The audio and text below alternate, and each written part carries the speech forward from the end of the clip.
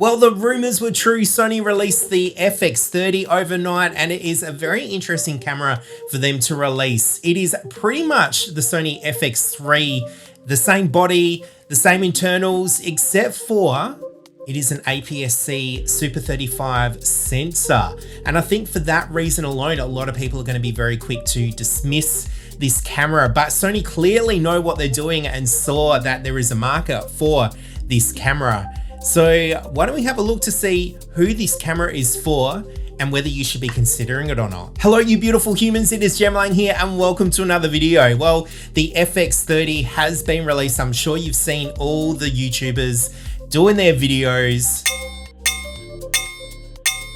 I'm not one of the lucky ones who has received a preview. You know, I've got here the FX3, which is hands down my favorite camera that I own. When the A7S III was announced, originally I was going to get that camera, but I wasn't quite ready to pull the trigger yet. The FX3 came out and I got it and I love it. This is my go-to camera pretty much all the time. So it's really interesting for Sony to release the FX30 because this has been a really popular camera and they clearly saw that there is a hole in the market with their cinema line and bringing the price point down for the FX30 by making it cheaper with the APS-C sensor Super 35.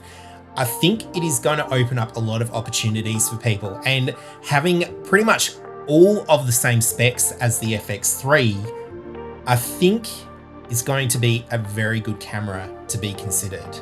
I'm not going to go deep diving into the tech specs of the FX30. You can check Gerald Undone's video. He's done a really good deep dive into the FX30. But what it's carrying over from the FX3 is a lot of the really good features that make this such a good camera.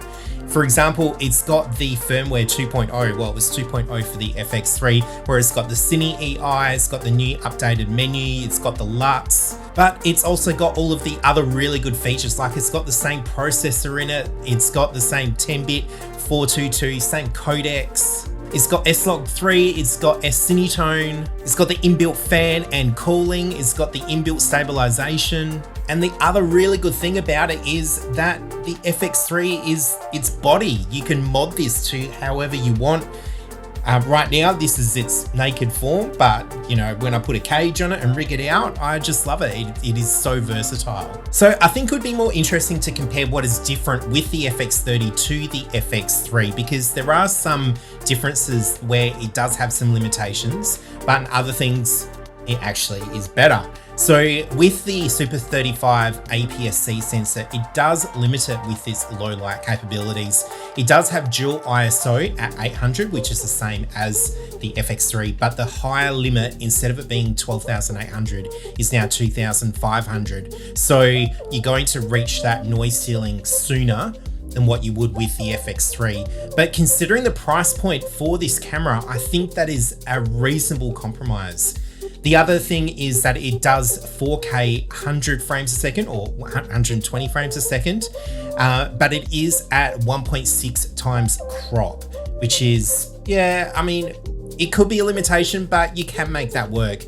The other thing with the APS-C Super 35 lens sensor is that it does go from a 6K sensor downsample to 4K. So the image that you're getting out of it is actually really impressive from what we've been seeing from Sony. It's also carried over a feature which is in the A7 IV, which is really interesting because it's not in any other camera body, which it should be, is the focus mapping. Now, look, I don't use it very often when I do have the Sony A7 IV, which I'm filming on right now, but it is a good feature to have. It's really good for top down or doing detail shots or B-roll. It's really good for that stuff. It's also got breathing compensation, which is something which isn't in the FX3. Still waiting for that upgrade. I guess we did get a lot of new features with the firmware 2.0, so you know, you can't be too greedy, right? With the new sensor as well being Super 35 APS-C, you don't get quite as much dynamic range, but I think it is still quite good for what you're getting out of it. You're still able to film in S-Log 3, so you can still push it to its max. Sony are claiming that it has 14 plus stops of dynamic range compared to the FX3, which is 15 plus stops of dynamic range. Look, I don't think it's going to be an issue. You're still going to get a really good clean image out of it. It's still going to be really good for using with other cameras. If you've already got the FX3 and you need a B cam, it's going to be really good for being able to match that footage. It's also a little bit lighter at 562 grams compared to 630 grams. Look, I don't think that's going to be much of a muchness, but you know, it's good to know. They're also making it so you can buy it as a body by itself or as a kit with the top handle XLR option. I think that is a really good move by Sony because it is lowering that barrier to entry point to purchase the camera by itself, which is going to make it even more accessible to more people. So when you watch a product launch video, you can normally get a sense of who their target audience is and who is going to be buying that product. And you can sort of tell with the FX30 from Sony because they're using a voiceover explaining all the details about the camera. It was the same with the Osmo 6 that was just recently released. The person who's going to be buying it tends to be someone who isn't as well researched as someone who would be buying, say, a Sony FX6 and spending 10K on a camera. Someone like that, you don't just rock up to a shop and go, yeah, here's the cash, I'll just take one.